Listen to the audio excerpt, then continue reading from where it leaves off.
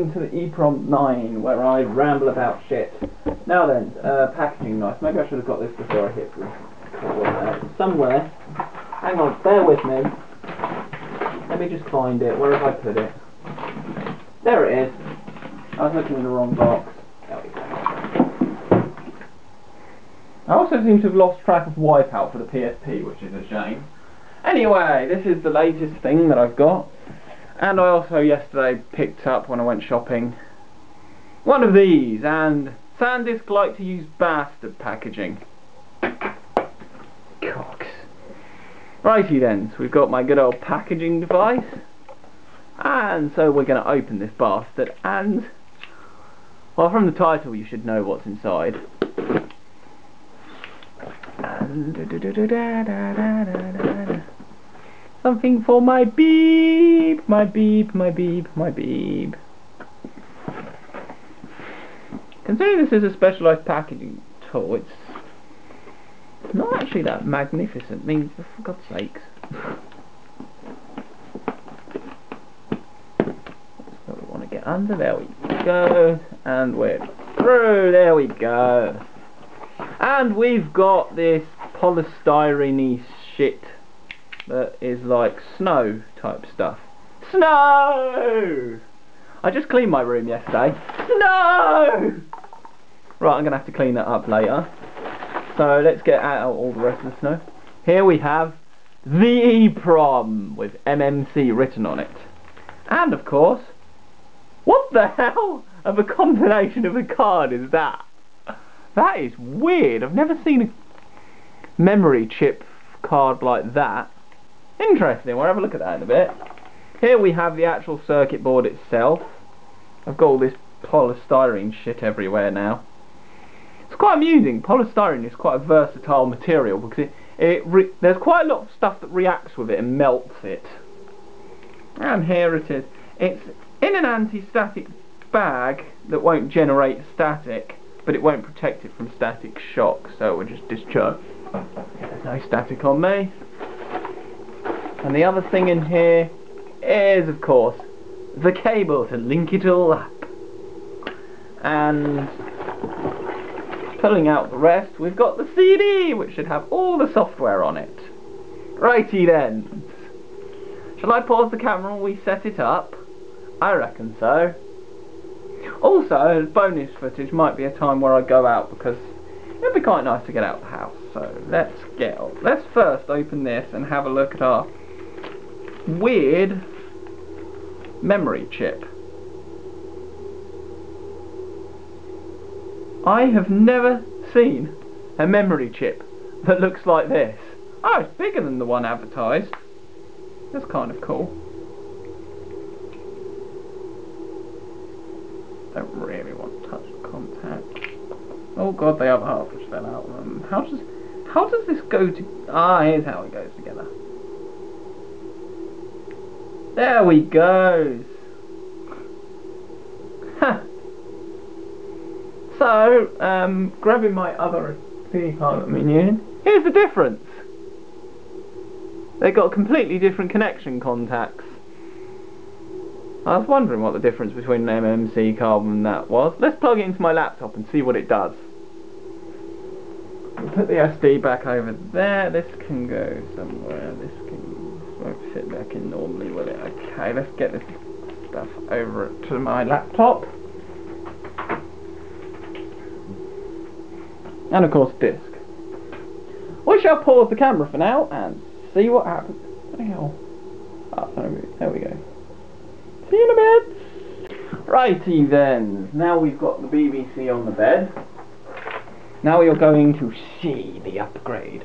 And the sun is providing plenty of light for the camera, which is when the camera seems to work best, when it's got lots of light. But still photos, well, you can do lots of still photos, and it's designed for still photos, so still photos will always be superior to its video. So let's get rid of the polystyrene packaging crap, which I've since removed from the floor where some of it landed. Surprisingly not much. Ah, yes, I remember this stuff when I was little. It's snow.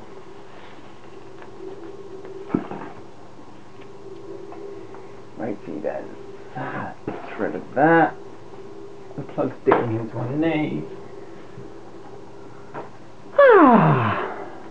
Then that box of just that packaging crap can go there. This can go in there. And this is all, and there's more. And here we have the BBC. Ah, wonderful machine. Wonderful. Let's see how we're doing on palm planters, because this is an awesome little camera and crap like that.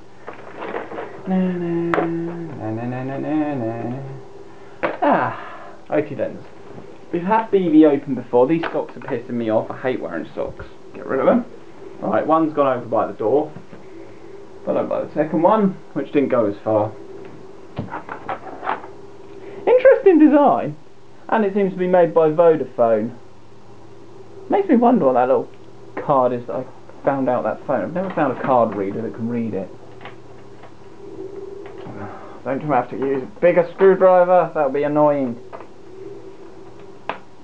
Anyway, I know where I'm putting this. In here. We can wire this from the user port to here and just tape it down with electrical tape. And it's nice and out the way. That can go underneath because I don't want to mutate the machine. I don't want to mutate my BBC. No, it doesn't need to mutate, so we're going to need a bigger screwdriver, and the damn sun's gone in. Yes, for the very first time in 20,000 years, England is sunny. You see the sun more when you go on holiday, but not much in the UK.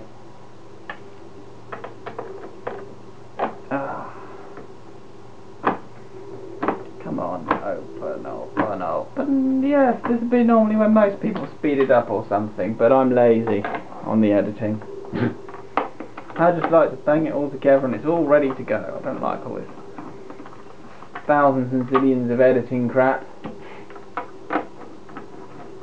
It's fun at first, but then it just gets tedious.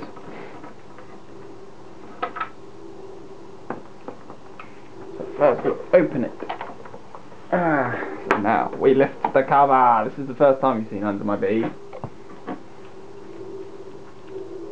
And here it is, full of ICs and chips and whatnot, and it hasn't had any of its components harvested, which is always good because you do get ones which have. Now we take off the keyboard bolt. Oh crap, I just dropped the washer. Right, let's see if we can retrieve that back. You can hear it, but it hasn't decided to return back to me.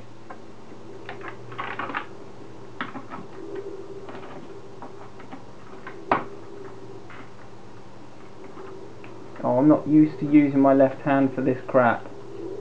I'm right-handed. Get the other one before it falls off into the keyboard and gets lost. Ow. Stabby, hurty.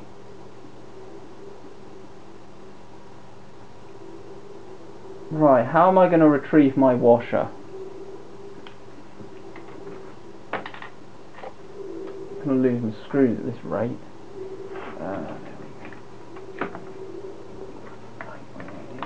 Unplug them here, and the speaker is there. That deals with that.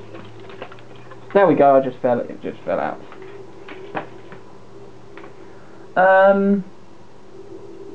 Righty then. Which ROM socket should it go in?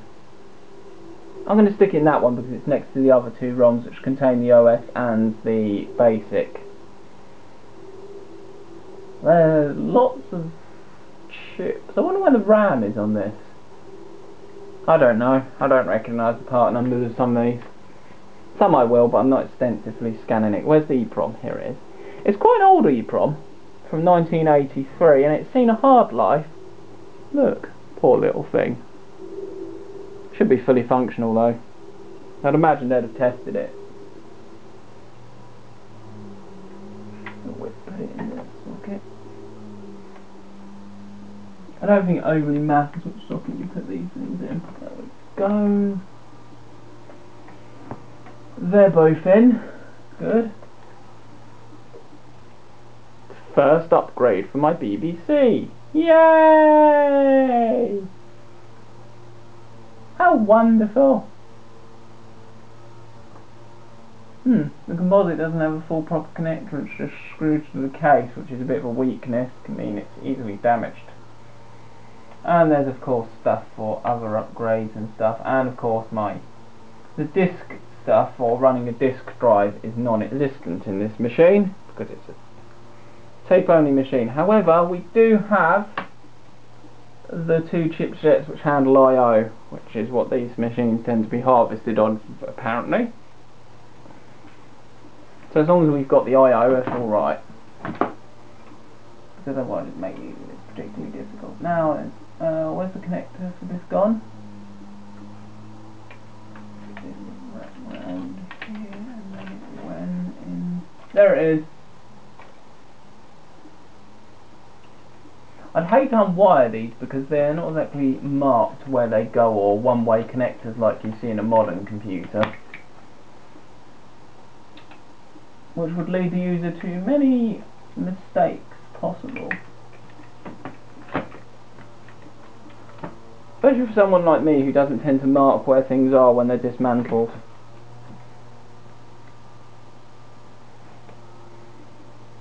Righty then. After retrieving the washer, we now reassemble the BEEB. The BEEB, the BEEB, the BEEB, the BEEB. And in goes the screw, in goes the screw, in goes the screw, in goes the screw. Which way round does the bolt go? It went that way. The bolt is actually universal like a resistor, but I have a lot of obsessive compulsive disorders. I'm not going to bother tightening that up.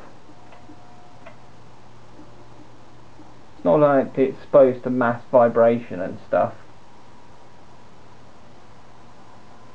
Actually, a lot of these components are pretty standard off-the-shelf stuff, which is great for repairs actually. So if one of the standard off-the-shelf parts goes, it's possible to fix with little effort.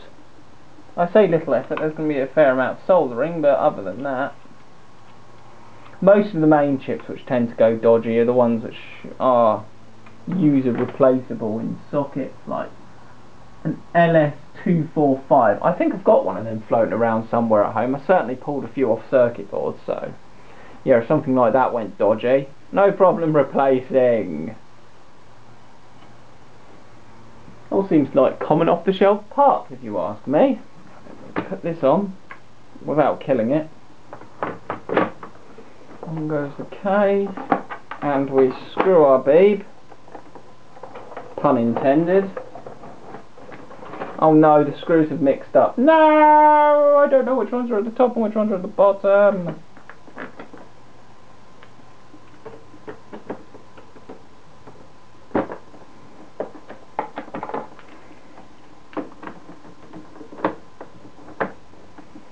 Interesting how the EPROMs are salvaged.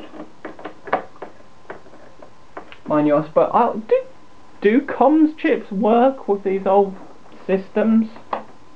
I know comms stuff is more power efficient. It's more static sensitive, but it's more power efficient. But does it work with the older stuff? Is it pin for pin compatible? I don't know. I know comms and TTL don't work together very well. Also, TTL is an interesting fact, also means time to live in networking. Righty then. So now we remove the actual card unit from here, which we're going to mount in here. So we grab this, it goes this way round.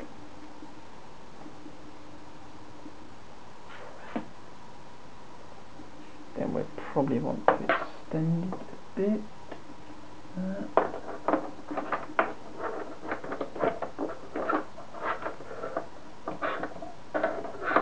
Put it in like that.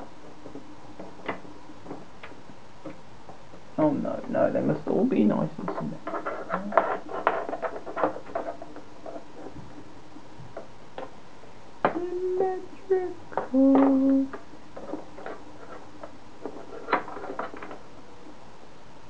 like it should work. We'll need some electrical tape to hold it down, but I reckon it will work nicely. So I'll just pop these in. We will.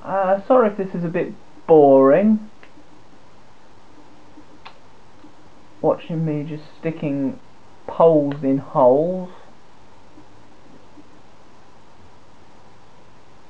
There's a smell of new circuit board. Oh yes, off the factory production line.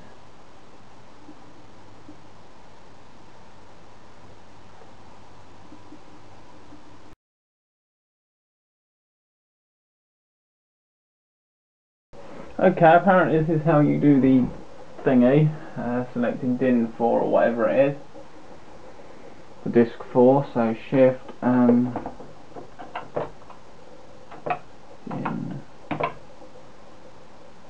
1, go for disc 1.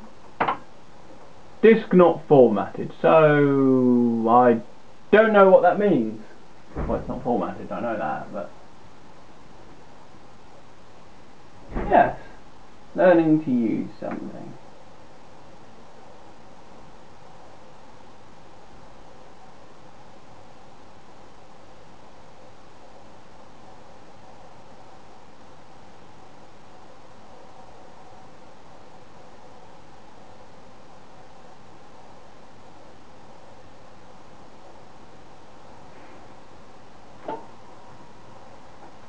Oh god, I don't know. Stupid notepad, go away. What about DIN? Where is it? DIN 0, I don't know. Delete, because that's the wrong thing.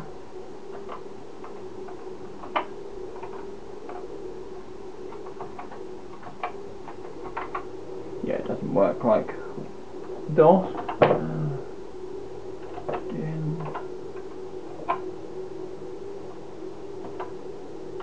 No.